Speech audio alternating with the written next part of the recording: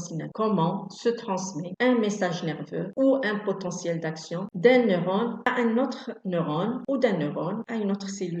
Alors, dans cette partie, nous allons traiter la diversité des synapses d'abord. On va voir la classification structurelle et fonctionnelle. Nous allons voir la synapse chimique et les neurotransmetteurs. Nous allons voir les mécanismes de la neurotransmission proprement dite, comment se transmet le message nerveux, le potentiel d'action, et ensuite on va voir l'intégration synaptique et nous allons enfin étudier une synapse particulière qui est la synapse neuromusculaire ou jonction neuromusculaire. Donc comme vous le savez, les cellules nerveuses sont parfaitement individualisées les unes des autres et des cellules séparées. Néanmoins, une information peut être communiquée d'une cellule à l'autre par l'intermédiaire de certains points de contact qu'on appelle les synapses. Alors les informations qui sont, on va dire, ou leur circulation, la circulation des informations qui est la fonction du système nerveux, se fait par l'intermédiaire, donc elle se fait d'un neurone à un autre neurone par l'intermédiaire de certains points spécifiques de contact qui sont les synapses. Les phénomènes qui se développent à ce niveau constituent la transmission synaptique. La synapse, le terme synapse a été proposé par Sherrington en 1897. Le terme de synapse désignait au départ les zones de contact, regardez là, les zones de contact entre neurones. Spécialisées, ces zones de contact sont spécialisées dans la transmission de l'information. L'information, le potentiel d'action, ne passe que par ces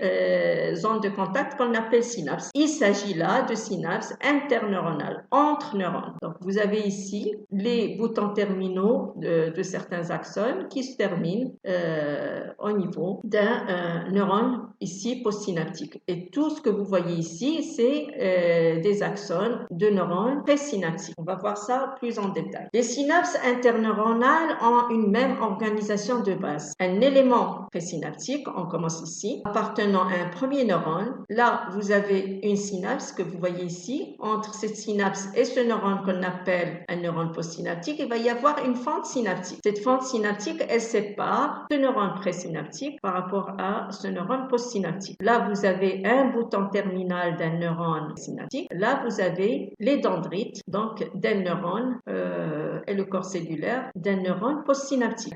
Donc le potentiel d'action ou le signal électrique, donc il va arriver par ce neurone présynaptique. À travers cette synapse, il va passer au niveau postsynaptique. Là, le neurone postsynaptique constitue lui-même un neurone présynaptique par rapport à ce neurone-là, etc. Donc, c'est comme ça que se transmet le signal à travers, et je vous fais remarquer que ce neurone maintenant présynaptique, il contient plusieurs boutons synaptiques. Regardez, ça c'est un bouton synaptique, ça c'est un bouton synaptique, ça c'est un bouton synaptique, etc. Donc, l'information, elle passe par ces boutons synaptiques. Alors, les neurones les synapses peuvent être classées parce qu'il y a une diversité des synapses. Là, je vais vous proposer 3 classifications. Il y a la classification morphologique, c'est-à-dire qui est basée sur la structure. Nous allons trouver que les plus fréquentes sont entre un bouton terminal et un dendrite, comme ici. Donc, il s'agit là d'une synapse axodendritique. Il y a les synapses entre un bouton terminal et le corps cellulaire, comme vous pouvez le voir ici. On les appelle les synapses axosomatiques. Ici, il y a le stoma,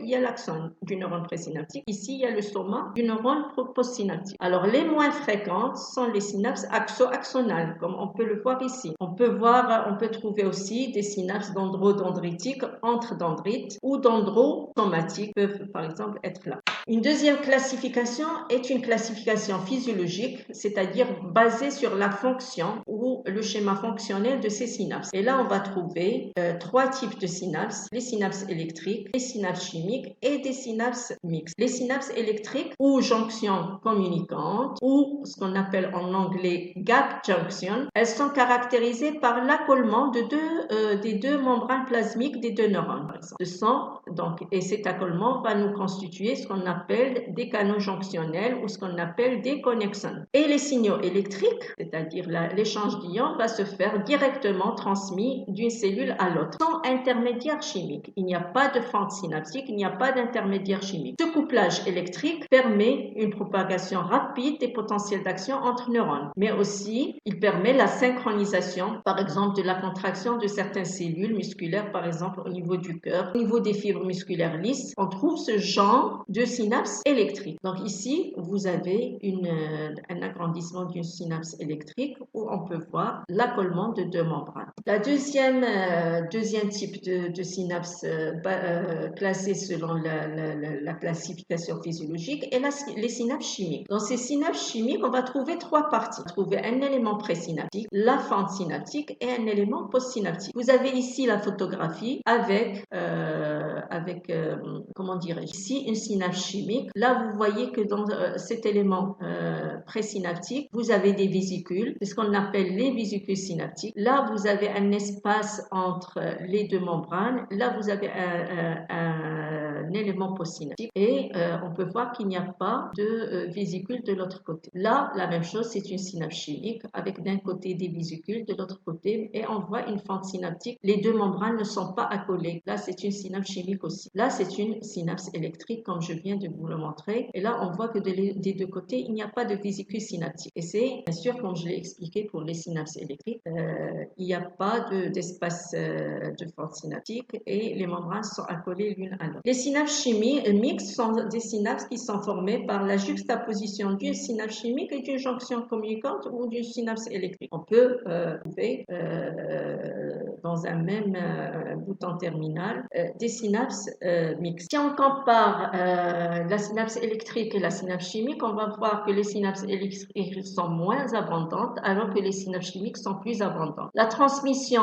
au niveau de la synapse électrique est une transmission directe parce que les jonctions ouvertes entre des neurones adjacentes permettent la circulation des ions directement. Au niveau de la synapse chimique, la transformation du signal se fait d'un message électrique à un message chimique, ensuite un message électrique. Il s'agit là d'une fente synaptique où il peut y avoir la transmission chimique.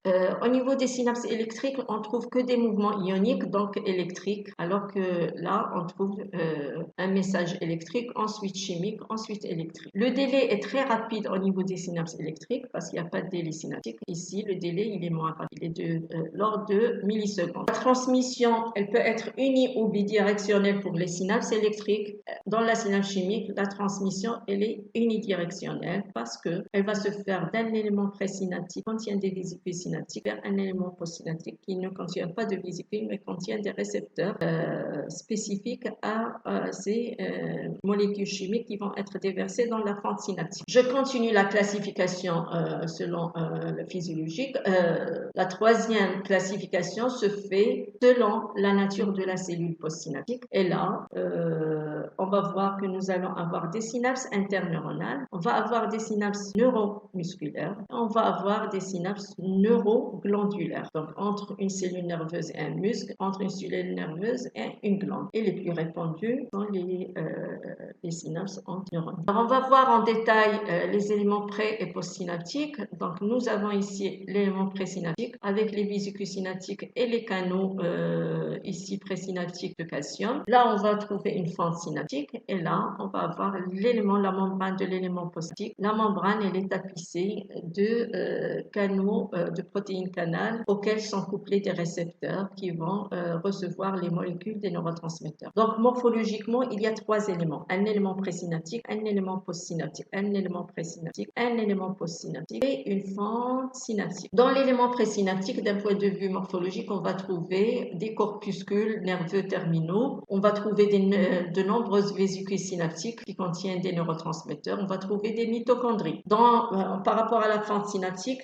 elle va être à peu près de 30 à 50 nanomètres. Elle va contenir un liquide interstitiel. Et dans l'élément postsynaptique, on va trouver des récepteurs spécifiques du neurotransmetteur. Et là, il y a plusieurs. Donc, l'élément transmetteur, c'est la partie présynaptique avec le neurotransmetteur. L'espace synaptique et l'élément récepteur, c'est l'élément postsynaptique. Alors, qu'est-ce qu'un récepteur et qu'est-ce qu'un neurotransmetteur? Le récepteur est une entité moléculaire. Le récepteur est une entité moléculaire susceptible d'interagir spécifiquement avec une molécule molécules endogènes ou exogènes. C'est un point central pour l'étude des médicaments parce que quand je parle de molécules exogènes, ça peut être une molécule d'un médicament et elle va avoir un effet sur le récepteur postsynaptique quand il s'agit d'une pathologie, d'une maladie. Donc le récepteur a pour fonction de permettre la liaison d'une molécule et d'assurer la transmission du signal à la cellule. La fonction du récepteur est de permettre la liaison d'une molécule, peut être endogène ou exogène, et assurer la transmission du signal à la cellule postsynaptique. Il y a deux domaines fonctionnels sur le récepteur, comme on peut le voir. Il y a le site ou un composant de liaison, c'est là où va être liées les molécules du neurotransmetteur. Il va y avoir un composé ionophore qui est un canal ionique, une protéine canal. Comme vous pouvez le voir ici, quand le neurotransmetteur se fixe, eh bien, qu'est-ce qu'il fait le canal ionique? Il va s'ouvrir. Il va y avoir changement de la configuration de la protéine canal. Il va y avoir une ouverture du canal ionique et il va y avoir une entrée d'ions à l'intérieur de la cellule. Alors, les composés ionophores, ces canaux ioniques, peuvent être ioniques, peuvent faire passer l'ion sodium, le Na+,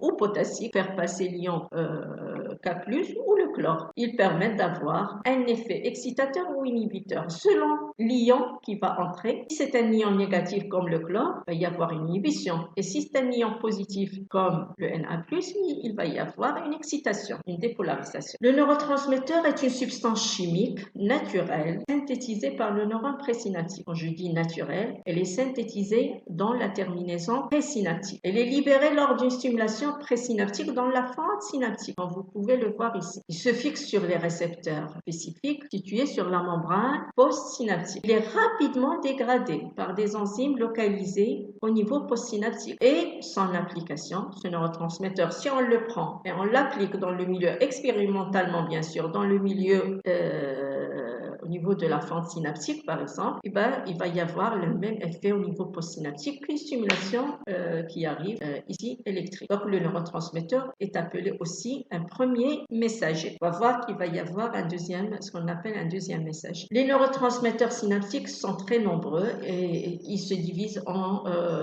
plusieurs classes. On va trouver les amines biogènes comme l'acétylcholine et les autres amines, la noradrénaline, la dopamine, la sérotonine et l'histamine. On va se trouver des acides aminés comme le GABA, l'acide gamma-aminobutyrique ou le glutamate. Et on va trouver une classe de peptides comme les endorphines, les encéphalines, la substance B, etc. Donc, les neurotransmetteurs vont être étudiés plus en détail au niveau du TD, complément de cours. Le fonctionnement général des synapses chimiques se fait de la manière suivante, chronologiquement. Dans le temps, qu'est-ce qui se passe? D'abord, il y a l'arrivée d'un potentiel d'action dans l'élément présynaptique. Ensuite, il y a l'ouverture du canal sodique présynaptique. Ce canal, il est voltage dépendant. Il va être sensible à cette dépolarisation. Il va s'ouvrir. Quel est le rôle du calcium? Le calcium, il va entrer à l'intérieur du bouton synaptique. Quel rôle essentiel joue ce calcium au niveau présynaptique? On va voir que la concentration du calcium à l'intérieur de l'élément présynaptique est à l'origine du processus d'exocytose. La concentration intracellulaire en calcium va constituer un messager qui va provoquer la fusion entre les vésicules synaptiques. Il va y avoir la migration, ensuite la fusion des membranes des vésicules synaptiques avec les membranes de l'élément présynaptique. Et là, il va y avoir l'ouverture de la vésicule et les phénomènes d'exocytose aura lieu. Donc, la libération du neurotransmetteur dans la fente synaptique. Et ensuite, l'excès de calcium est rapidement retiré du milieu intracellulaire, pas par les mitochondries ou il est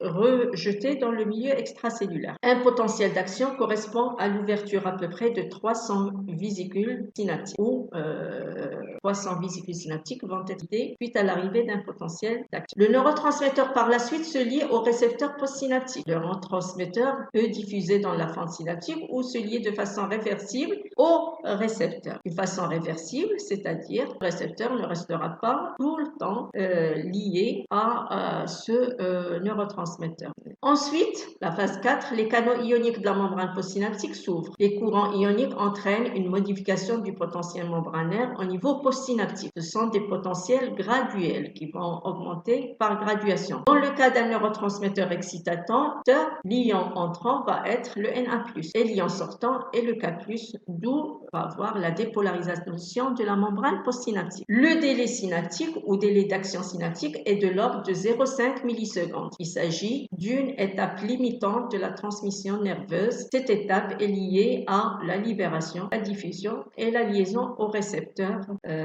du neurotransmetteur. Donc, c'est ce qui correspond au délai synaptique. Ensuite, quelle est la suite des événements? Quels sont les principaux mécanismes en action au niveau postsynaptique? Alors, l'action du neurotransmetteur sur la cellule postsynaptique met en jeu deux principaux mécanismes. Soit le premier mécanisme est la liaison du neurotransmetteur avec des récepteurs ionotropiques. Et le deuxième mécanisme, c'est la liaison du récepteur, du neurotransmetteur avec les récepteurs métabotropiques. On va voir tout cela. Alors, la première action du neurotransmetteur avec le récepteur ionotropique a lieu quand le neurotransmetteur se fixe sur un site spécifique d'une protéine canal. Donc là, vous avez une protéine canal. Vous avez ici un site spécifique du neurotransmetteur. Donc, la modification ensuite, il va y avoir une modification de la conformation de la protéine canal. Il va y avoir l'ouverture du canal ionique et l'augmentation de la perméabilité aux ions. Ce type de récepteur est qualifié de récepteur ionotropique. Il va directement ouvrir le canal ionique et les ions vont se propager le long du canal. On trouve comme ce type de récepteur les récepteurs nicotiniques de l'acétylcholine au niveau de la synapse musculaire. Nous allons trouver le récepteur GABA qui est un récepteur ionotropique et le récepteur à la glycine aussi est un récepteur ionotropique. Le deuxième type de récepteur est les récepteurs métabotropiques. Dans ce genre de récepteur, le site de fixation du neurotransmetteur est localisé sur une protéine différente de la protéine canal ou du canal ionique. Les récepteurs métabotropiques agissent indirectement sur des canaux ioniques postsynaptiques en activant des molécules intermédiaires, des protéines transductrices appelées des protéines G. Ces protéines s'activent et se déplacent librement sur la face interne de la membrane synaptique en induisant une succession d'événements métaboliques. On parle ainsi de récepteurs couplés aux protéines G. Ce type de récepteur est qualifié de récepteur métabotropique. On va trouver les récepteurs, ce genre de récepteurs se trouve dans les récepteurs muscariniques à l'acétylcholine. Ce sont des récepteurs qui se trouvent au niveau du muscle cardiaque. Et on va trouver les récepteurs alpha-bêta adrénergiques qui sont aussi des récepteurs métabotropiques. Alors, comment cela fonctionne-t-il? Les récepteurs métabotropiques. Nous avons d'abord la liaison du neurotransmetteur avec le récepteur qui se trouve sur une protéine différente de la protéine canal. Alors, ici, cette protéine, elle est liée à ce qu'on appelle une protéine G avec ses différents composants. Il va y avoir l'activation de la protéine G, d'accord? Il va y avoir la fixation de ce qu'on appelle la GTP, qui sont des protéines aussi, sur la sous-unité alpha et elle va se transformer. Il va y avoir une dissociation des autres sous-unités. Regardez, cette dissociation une de ces molécules va se fixer sur une protéine effectrice. Il va y avoir l'activation d'une protéine effectrice ou l'activation directe des canaux ioniques. Donc ensuite, il va y avoir l'ouverture du canal ionique, il va y avoir un flux entrant d'ions et voilà. Alors remarque, les protéines effectrices sont souvent des enzymes comme l'adénylcyclase, les phospholipases, à l'origine d'étapes métaboliques intermédiaires responsables de toute une variété de réponses postsynaptiques. Les molécules synthétisées par ces enzymes sont appelées seconds messagers. Alors rappelez-vous que j'ai parlé du neurotransmetteur comme premier messager. Alors, les molécules qui sont synthétisées par ces enzymes, les enzymes effectrices, sont appelées seconds messagers. Alors, la perméabilité ionique persiste tant que la liaison neurotransmetteur-récepteur persiste. Ensuite, le neurotransmetteur doit être éliminé. Alors, trois modalités possibles pour l'élimination du neurotransmetteur. Soit par dégradation enzymatique, c'est-à-dire que la membrane postsynaptique ou fente-synaptique va contenir des enzymes, comme l'acétylcholinestérase, par exemple, pour la dégradation de l'acétylcholine. Il y a une deuxième façon, c'est la recaptation du neurotransmetteur par l'élément présynaptique. Il va être stocké ou détruit ensuite. Exemple, la noradrénaline. Et il va y avoir une diffusion hors de la synapse synaptique comme troisième mécanisme. Les étapes de la transmission synaptique ici sont toutes résumées, où vous pouvez suivre la propagation du message du potentiel d'action dans l'élément présynaptique va entraîner l'ouverture du canal calcium voltage dépendant. Il va y avoir une entrée massive du CA2+. Cette entrée massive du CA2+, va entraîner la migration et la libération du neurotransmetteur hors de l'élément présynaptique dans la fente synaptique. Ensuite, le neurotransmetteur va se lier à des récepteurs canaux. Il s'agit là de l'acétylcholine. Donc, les récepteurs qui se trouvent ici sont des récepteurs canaux ioniques, ionotropes, et directement les canaux ioniques vont s'ouvrir. Il y a pour l'acétylcholine, 2 molécules d'acétylcholine vont pouvoir ouvrir le canal ionique et il y aura une entrée massive de Na+ à l'intérieur de la cellule. Ensuite, une nouvelle dépolarisation locale appelée potentiel postsynaptique excitateur va se propager et quand il atteint une valeur importante seuil, il va y avoir un nouveau potentiel d'action qui va se propager le long de l'élément postsynaptique. Ensuite, il va y avoir la dissociation de l'acétylcholine en choline et acide acétique par les enzymes, ici l'acétylcholinestérase, et donc phénomène d'élimination du neurotransmetteur. Il va être recadré pour refabriquer de l'acétylcholine à partir de la choline et de l'acétylcoenzyme qui est produite dans les mitochondries. L'action des drogues au niveau synaptique. En neurophysiologie, une drogue est équivalente à toute substance pouvant modifier le fonctionnement des neurones. Le café, l'alcool, les médicaments comme des neuroleptiques ou des antidépresseurs, des drogues illicites qui sont interdites comme l'héroïne, la cocaïne, peuvent modifier le fonctionnement des neurones. Et je vous fais remarquer que la plupart des drogues agissent sur les neurones en perturbant les mécanismes de la transmission synaptique ou de transmission au niveau des synapses. Toutes les drogues perturbent les mécanismes de la transmission synaptique physiologique normaux. Alors, le mode d'action des drogues au niveau synaptique se fait par 3 mécanismes d'action bien connus. Soit la drogue va permettre un blocage des récepteurs d'un neurotransmetteur, soit elle va faire une action au niveau du récepteur comme le ferait le neurotransmetteur, soit elle va inhiber le processus d'élimination du neurotransmetteur. Donc, les drogues, les médicaments agissent de 3 manières connues, soit par blocage des récepteurs, soit en faisant la même chose que le neurotransmetteur, soit en inhibant les processus d'élimination du neurotransmetteur. Alors, on va voir chaque mécanisme à part. Alors, le blocage des récepteurs d'un neurotransmetteur, c'est le mode d'action des drogues dites antagonistes. Alors on fait l'analogie avec une serrure dans laquelle on va glisser une clé qui n'y est pas adaptée. C'est pas la bonne clé qui va ouvrir la serrure. C'est une mauvaise clé. C'est la drogue antagoniste. Donc, la mauvaise clé empêche la serrure de s'ouvrir. Et tant qu'elle occupe la serrure, elle empêche la bonne clé d'agir. Donc, la serrure est inutilisable, du moins tant que la mauvaise clé ne sera pas retirée. C'est exactement ce que font les drogues antagonistes. C'est le mode d'action au niveau la deuxième action des drogues, c'est au niveau des récepteurs comme le ferait le neurotransmetteur. C'est ce qu'on appelle le mode d'action des drogues dites agonistes. La drogue agoniste, c'est une fausse clé qui peut ouvrir la serrure comme le ferait la vraie clé. Exemple, les molécules d'opiacés ou les opioïdes. Ce sont des dérivés de l'opium et on trouve aussi l'héroïne. Donc ces molécules se fixent sur ces récepteurs et agissent exactement comme le feraient des neurotransmetteurs naturels dans le cerveau qui sont les endorphines. Ce sont des hormones naturelles du cerveau. Alors l'effet de ces drogues d'opiacés, il va y avoir un effet euphorisant. C'est une sensation intense de bien-être. Donc l'effet euphorisant des opiacés est dû à leur affinité avec les récepteurs à endorphines.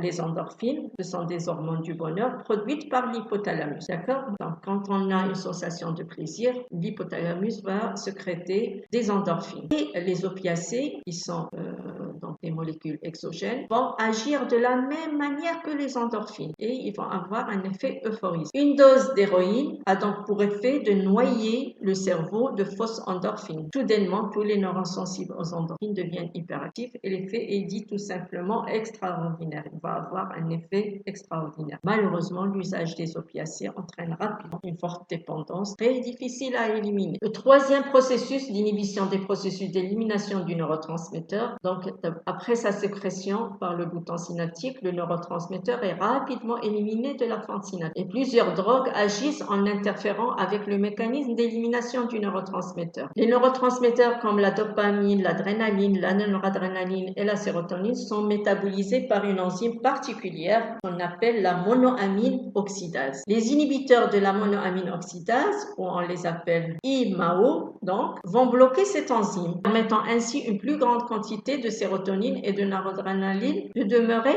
disponibles. Les IMAO sont des médicaments antidépresseurs. Alors, c'est des médicaments qui vont agir pour un petit peu réduire et pour pallier au phénomène de la dépression nerveuse. Les inhibiteurs de la monoamine oxydase ont pour rôle d'empêcher la monoamine d'exercer son rôle de dégradation des amines. Ce sont donc des antidépresseurs. Alors, on va voir l'importance du couple neurotransmetteur-récepteur dans les différents types de systèmes des synapses du système nerveux. Pour une synapse donnée, il y a toujours le même neurotransmetteur. Et un neurotransmetteur provoque toujours la même réponse pour une synapse donnée, soit un potentiel postsynaptique excitateur, cette dépolarisation locale excitatrice, soit un PPSI, un potentiel postsynaptique inhibiteur, voire une hyperpolarisation. Donc, un même neurotransmetteur peut être excitateur dans un type de synapse et inhibiteur dans un autre type. Car, pourquoi? Parce qu'un même neurotransmetteur peut avoir des récepteurs à action différents. Dans un cas, il va ouvrir un récepteur canal Cl-, et dans ce cas-là, il va avoir un effet inhibiteur parce que c'est les ions chlore négatifs qui vont entrer à l'intérieur de la cellule, ou il va être un récepteur lié à un canal Na+, et dans ce cas-là, le Na+, s'il entre dans la cellule, il aura un effet excitateur. Donc, on va voir un peu les potentiels postsynaptiques. Ça sera le sujet qu'on va voir dans le TP des synapses. Les potentiels postsynaptiques sont des potentiels graduables, modulés en amplitude et sommables. Ce sont des potentiels locaux. Ils se trouvent qu'au niveau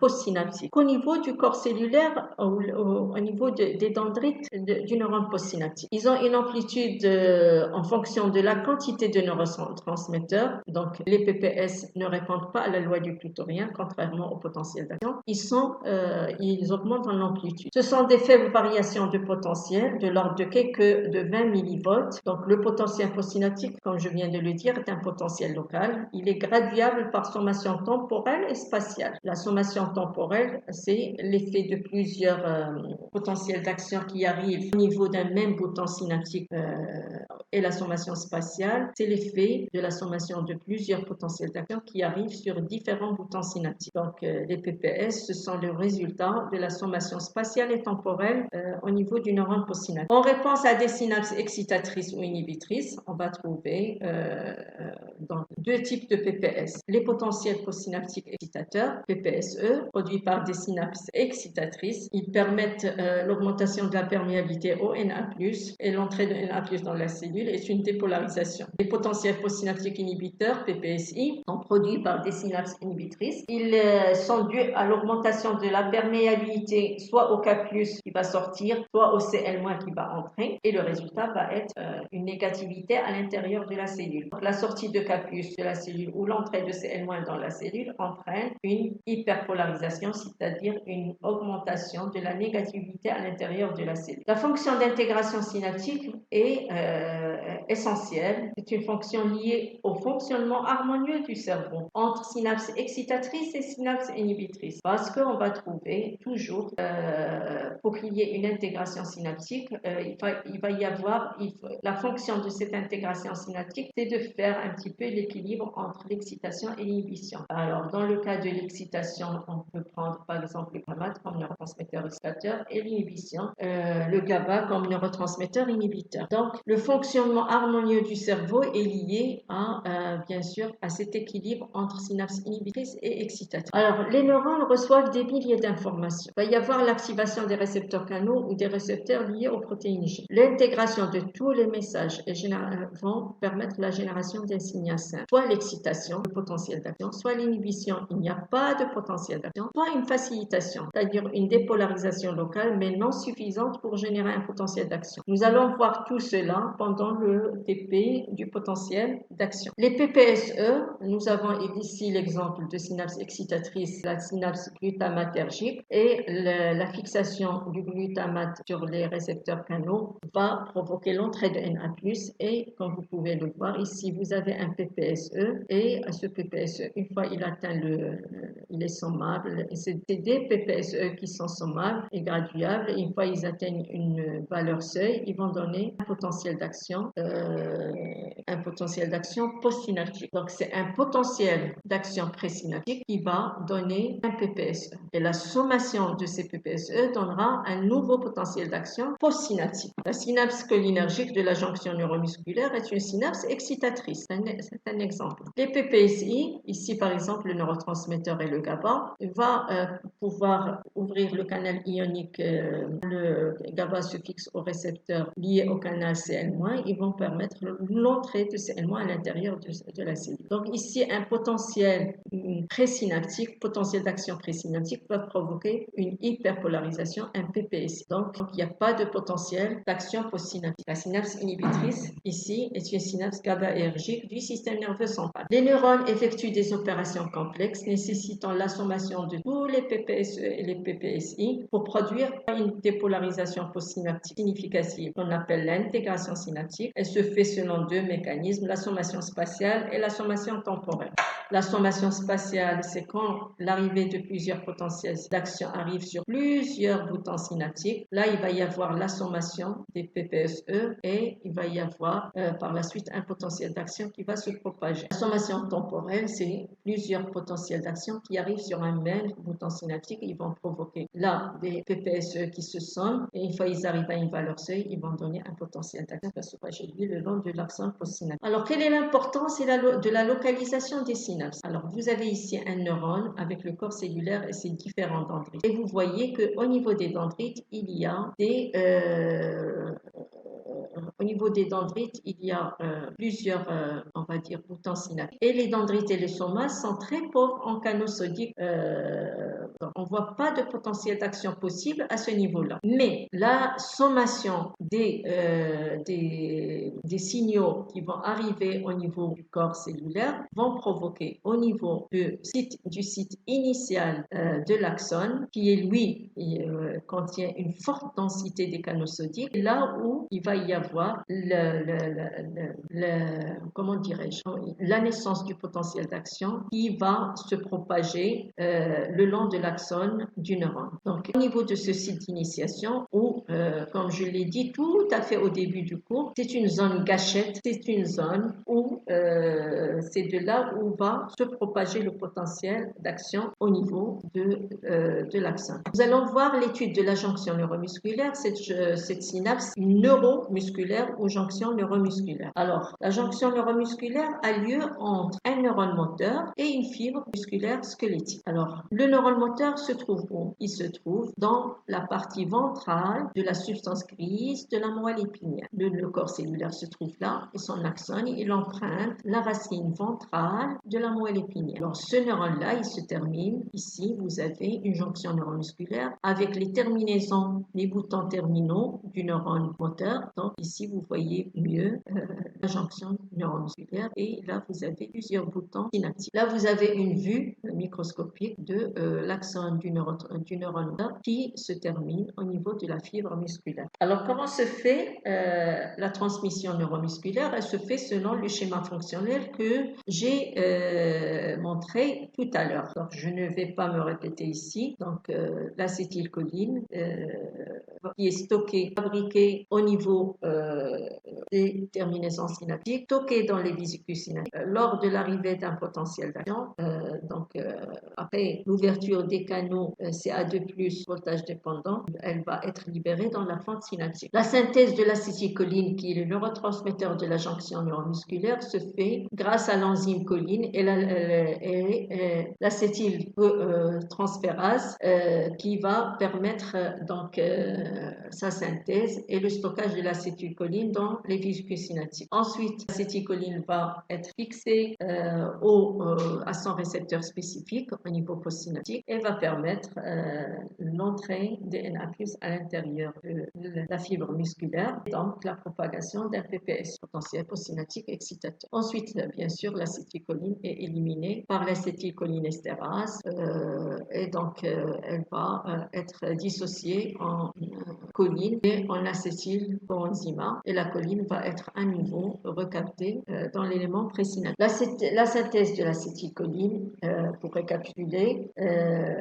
l'acétylcholine est le neurotransmetteur de la synapse neuromusculaire et sa synthèse se fait dans les terminaisons des neurones moteurs à partir de la choline et de l'acétylcoenzyme grâce à l'enzyme acétyltransférase. Donc l'acétate, il provient de la dégradation du glucose dans les mitochondries. La choline, elle provient du sang. Elle est transportée par des transporteurs de la choline. Et donc ensuite, cette acétylcholine, elle est transportée dans les vésicules synaptiques grâce à des transporteurs d'acétylcholine. Donc c'est des grosses molécules. Et voilà, donc elle va être déversée dans la fente synaptique au moment de l'excitation. Il y a deux types principaux de récepteurs cholinergiques différents. Donc selon la nature de substances agonistes, les substances qui font comme le neurotransmetteur naturel l'acétylcholine. Le récepteur nicotinique de la fibre musculaire, il est activé par la nicotine. La nicotine, tout le monde connaît ce que c'est que la nicotine. Alors la nicotine,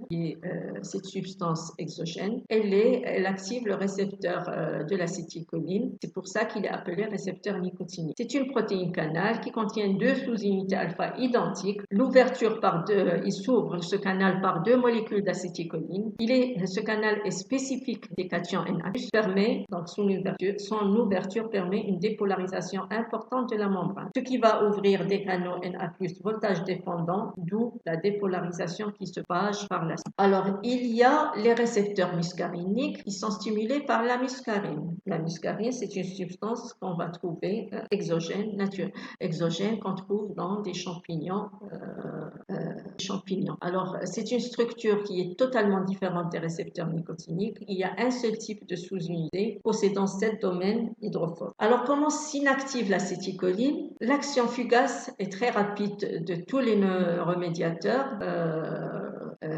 L'acétylcholine, elle a une action fugace comme tous les neuromédiateurs. Il y a au niveau de la synapse la présence locale d'enzymes de dégradation. Et dans la jonction neuromusculaire, c'est l'acétylcholinestérase qui se trouve au niveau de la membrane postsynaptique qui va dégrader l'acétylcholine. Alors, quelles sont les substances exogènes qui vont agir sur la jonction neuromusculaire ou la synapse neuromusculaire? Il y a diverses drogues qui agissent au niveau de la jonction neuromusculaire. On trouve les drogues agonistes. Ce sont des cholinomimétiques. On les appelle aussi cholinomimétiques comme la métacholine et la nicotine. Les drogues qui inactivent le processus d'élimination de l'acétylcholine par l'acétylcholinestérase sont la néostigmine et la physostigmine. Il y a des drogues antagonistes comme les curares. Alors je vous fais remarquer que des anticorps peuvent attaquer les récepteurs à l'acétylcholine en entraînant leur destruction, causant une maladie qu'on appelle la myasthénie. C'est une maladie auto-immune qui se caractérise, qui a comme symptôme une fatigue généralisée, une diminution de la force musculaire de tous les muscles et le malade est incapable de fournir un petit geste volontaire, ne peut pas le fournir tellement il est fatigué. Donc c'est dû à l'attaque de certains anticorps à ces récepteurs à l'acétylcholine. En conclusion, on peut dire que l'unité structurale et fonctionnelle du système nerveux est le neurone, se présente comme une cellule hautement différenciée. Sa membrane lui permet d'émettre, de conduire le potentiel d'action, qui est le langage de communication entre les cellules nerveuses d'une part et entre les cellules nerveuses et les cellules effectrices d'autre part. Cette communication se fait à travers des synapses, mettant en jeu un intermédiaire chimique, le neurotransmetteur. La classification des synapses repose sur plusieurs critères morphologiques, fonctionnels et même selon la nature de la cellule postsynaptique. Les neurotransmetteurs sont des substances chimiques synthétisées par les neurones présynaptiques, libérées lors d'une stimulation présynaptique, rapidement dégradées par des enzymes localisées au niveau postsynaptique. Et le fonctionnement harmonieux du cerveau repose sur un équilibre entre les neurotransmetteurs excitateurs et les neurotransmetteurs inhibiteurs, d'où ce qu'on appelle l'intégration synaptique. Alors là, je vous ai mis un petit peu quelques exemples de sur le neurone et sur la transmission synaptique. Et si vous avez des questions par rapport à ça, vous pouvez toujours...